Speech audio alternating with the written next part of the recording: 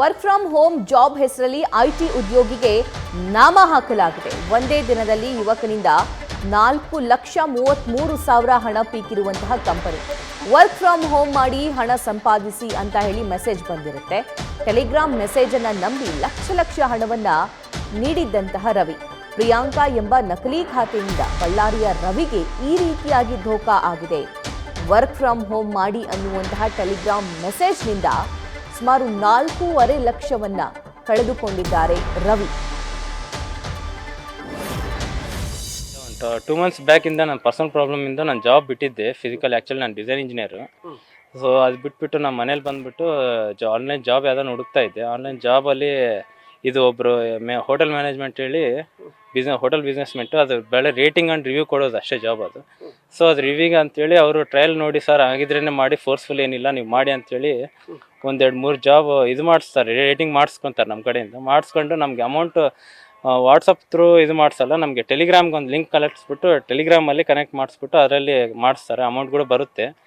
ಅಲ್ಲಿ ಅವರು ಅಮೌಂಟ್ ನನ್ನ ಅಕೌಂಟ್ ಡೀಟೇಲ್ಸ್ ಎಲ್ಲ ತೊಗೊಂಡು ಅಮೌಂಟ್ ಹಾಕ್ತಾರೆ ನನಗೆಲ್ಲ. ಅದು ಬಂದ ನಂತರ ಓಕೆ ಇದೆಲ್ಲ ಟ್ರಸ್ಟೆಡ್ ಅಂತ ನಾವು ಒಂದು ಬಿಲೀವ್ ಬರುತ್ತೆ ನಮಗೂ. ಏನಕ್ಕಂದರೆ ಅವರು ಒಂದು ಆನ್ಲೈನ್ ವೆಬ್ಸೈಟ್ ಒಂದು ಕ್ರಿಯೇಟ್ ಮಾಡಿರ್ತಾರೆ. ಅದರಲ್ಲಿ ನಮ್ಮದು ಪ್ರೊಫೈಲ್ ಕ್ರಿಯೇಟ್ ಮಾಡಿ ನಮಗಾಗಿ ನಾವು ಏನು ಅಮೌಂಟ್ ಹಾಕ್ತೀವೋ, ನಾವು ಏನು ಗೇನ್ ಮಾಡಿರೋ ಅಮೌಂಟ್ ಎಲ್ಲ ಅಲ್ಲೇ ಡಿಸ್ಪ್ಲೇ ತೋರಿಸ್ತಾ ಇರುತ್ತೆ ಬ್ಯಾಲೆನ್ಸ್ ಎಲ್ಲ. ಈ ಬಗ್ಗೆ ಮತ್ತಷ್ಟು ಲೈವ್ ಡೀಟೇಲ್ಸ್ ನಮ್ಮ ಬಳ್ಳಾರಿ ಪ್ರತಿನಿಧಿ ಶಿವಾನಂದ್ ನೀಡ್ತಾರೆ. ಶಿವಾನಂದ್, ಈ ರವಿ ಅವರು ಓದ್ದವರು, ಎಜುಕೇಟೆಡ್ ಅಂತ ಅನಿಸುತ್ತೆ. ಈ ಸೈಬರ್ ಕ್ರೈಮ್ ಆಗಿರಬಹುದು ಅಥವಾ ಇಂತಹ ವಂಚನೆಗಳ ಬಗ್ಗೆ ತಿಳ್ಕೊಂಡವರು ಅನಿಸುತ್ತೆ. ಆದರೂ ಹೇಗೆ ಮೋಸ ಹೋದರು?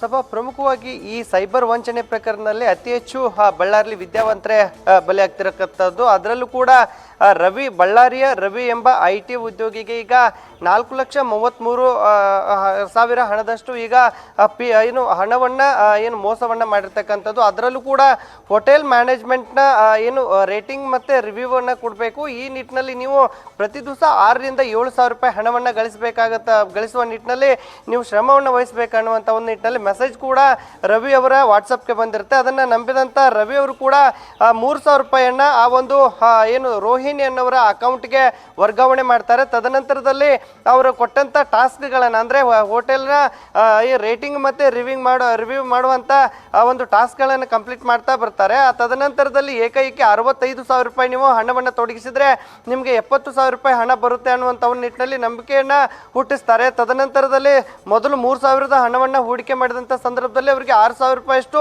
ಹಣ ಲಾಭಾಂಶ ಬಂದಿರುತ್ತೆ. ಅದನ್ನು ನಂಬಿದಂಥ ರವಿ ಅವರು ಕೂಡ ಹಂತವಾಗಿ, ಅಂದರೆ ಒಂದೇ ದಿನದಲ್ಲಿ ಸುಮಾರು 4,33,000 ಹಣವನ್ನು ಈಗಾಗಲೇ ಆ ಒಂದು ಕಂಪ್ನಿಗೆ ತೊಡಗಿಸಿರುವಂಥದ್ದು. ತದನಂತರದಲ್ಲಿ ಲಾಭಾಂಶ ಮತ್ತು ಟಾಸ್ಕ್ಗಳನ್ನು ಕಂಪ್ಲೀಟ್ ಮಾಡಿದಂಥ ಸಂದರ್ಭದಲ್ಲಿ ಹಣವನ್ನು ಮರುಕಳಿಸಿ ಅನ್ನುವಂಥ ಒಂದು ನಿಟ್ಟಿನಲ್ಲಿ ರವಿಯವರು ಆ ರೋಹಿಣಿ ಅನ್ನೋರಿಗೆ ಟೆಲಿಗ್ರಾಮ್ ಸಂದೇಶದ ಮೂಲಕ ಕೇಳ್ತಾರೆ. ಆದರೆ ಆ ಒಂದು ಹೊತ್ತಿನಲ್ಲಿ ಏಕೈಕಿ ಅವರು 1,83,000 ನೀವು ಟ್ಯಾಕ್ಸನ್ನು ಪೇ ಮಾಡಬೇಕು, ಅಂದಾಗ ಮಾತ್ರ ನಿಮ್ಮ ಹಣ ಬರುತ್ತೆ ಅನ್ನುವಂಥ ಒಂದು ನಿಟ್ಟಿನಲ್ಲಿ ಹೇಳಿರ್ತಾರೆ. ಈ ಎಲ್ಲ ಬೆಳವಣಿಗೆಗಳನ್ನು ನೋಡಿದಂಥ ರವಿ ಅವರು ಯಾವಾಗ ಆ ಒಂದು ಕಂಪ್ನಿಯ ಬಗ್ಗೆ ಮಾಹಿತಿಯನ್ನು ಇಂಟರ್ನೆಟ್ನಲ್ಲಿ ಕಲೆ ಹಾಕ್ತಾರೋ ಆವಾಗ ಅದು ಫ್ರಾಡ್ ಅನ್ನುವಂಥ ಒಂದು ನಿಟ್ಟಿನಲ್ಲಿ ಗೊತ್ತಾಗುತ್ತೆ. ಈ ನಿಟ್ಟಿನಲ್ಲಿ ಒಂದೇ ದಿನದಲ್ಲಿ 4,33,000 ಹಣವನ್ನು ಕಳೆದುಕೊಂಡ ರವಿ ಅವರು ಕೂಡ ಈಗ ಆನ್ಲೈನ್ನಲ್ಲಿ ಸೈಬರ್ ಕ್ರೈಮ್ಗೆ ದೂರನ್ನು ನೀಡುವಂಥ ಒಂದು ಕೆಲಸವನ್ನು ಮಾಡಿರುವಂಥದ್ದು. ಜೊತೆಗೆ ಈ ರೀತಿ ತನಗಾದಂಥ ಅನ್ಯಾಯ ಮತ್ತೊಬ್ಬರಿಗೆ ಆಗದಂತೆ ಈಗಾಗಲೇ ಎಚ್ಚರಿಕೆಯನ್ನು ವಹಿಸಬೇಕು ಅನ್ನುವಂಥ ಒಂದು ನಿಟ್ಟಿನಲ್ಲಿ ಮನವಿಯನ್ನು ಕೂಡ ಮಾಡ್ಕೋತಿರುವಂಥದ್ದು. ಒಂದು ಕಡೆ ರವಿ ಅವರಿಗೆ ಕಳೆದ 2-3 ತಿಂಗಳಿಂದ ತಾವು ಇದ್ದಂಥ ಉದ್ಯೋಗವನ್ನು ಬಿಟ್ಟಿದ್ರು. ತದನಂತರದಲ್ಲಿ ಅವರು ಪಾರ್ಟ್ ಟೈಮ್, ಅಂದರೆ ವರ್ಕ್ ಫ್ರಮ್ ಹೋಮ್ ಅನ್ನೋಂಥ ಒಂದು ಜಾಬನ್ನು ಹುಡುಕಾಡುತ್ತಾ ಇದ್ರು. ಆ ಒಂದು ಸಂದರ್ಭದಲ್ಲಿ ಟೆಲಿಗ್ರಾಮ್ನಲ್ಲಿ ಬಂದಂಥ ಮೆಸೇಜ್ ಈಗ ಸುಮಾರು 4,33,000 ಹಣವನ್ನು ಈಗ ಮೋಸವನ್ನು ಮಾಡಿರುವಂಥದ್ದು. ಈ ನಿಟ್ಟಿನಲ್ಲಿ ಅನ್ಯಾಯಗೊಳಗಾದಂಥ ರವಿ ಅವರು ಈಗ ಸಾಕಷ್ಟು ಕಚೇರಿ ಅಲ್ಲಿದು ಸುಸ್ತಾಗುವಂಥ ಒಂದು ಕೆಲಸ ಆಗ್ತಿರುವಂಥದ್ದು. ಸಭಾ, thank you Shivanand. News first, ನಿರ್ಭೀತಿಯಿಂದ ನಿಮ್ಮ ಪರವಾಗಿ.